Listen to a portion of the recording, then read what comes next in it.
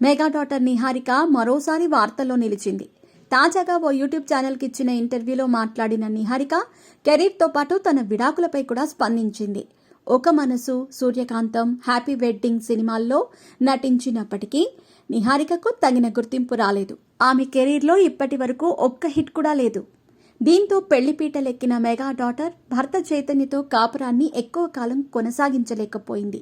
అతనితో విడాకులు తీసుకుని మెగా అభిమానులకు గట్టి షాకే ఇచ్చింది. అయితే ఆ సమయంలో నిహారికను నెటిజన్లు ఘోరంగానే ట్రోల్ చేశారు. విడాకులు తీసుకోవటంలో నిహారికదే తప్పని సోషల్ మీడియాలో ప్రచారం జరిగింది. తనపై వస్తున్న ప్రచారాన్ని నిహారిక ఎప్పుడూ ఖండించింది లేదు. తాజాగా ఓ యూట్యూబ్ ఛానల్లో మాట్లాడిన నిహారిక తన విడాకులపై క్లారిటీ ఇచ్చింది. పెళ్లైన ఏడాదికే విడాకులు తీసుకుంటానని ఊహించలేదు. దెబ్బ తగిలిన వారికి ఆ నొప్పేంటో తెలుస్తుంది. పెళ్లి, విడాకులు అనేది ఈజీ కాదని, నా భవిష్యత్తు గురించి ఆలోచించే విడాకులు తీసుకున్నానని నిహారిక చెప్పుకొచ్చింది. ప్రస్తుతం నేను సింగిల్గానే ఉన్నాను.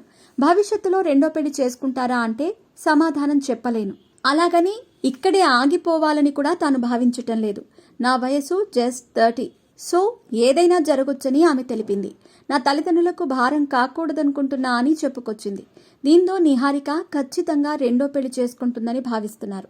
ఈ విషయం తెలిసిన మెగా అభిమానులు రెండో పెళ్లి చేసుకునైనా సంతోషంగా ఉండాలని కోరుకుంటున్నారు.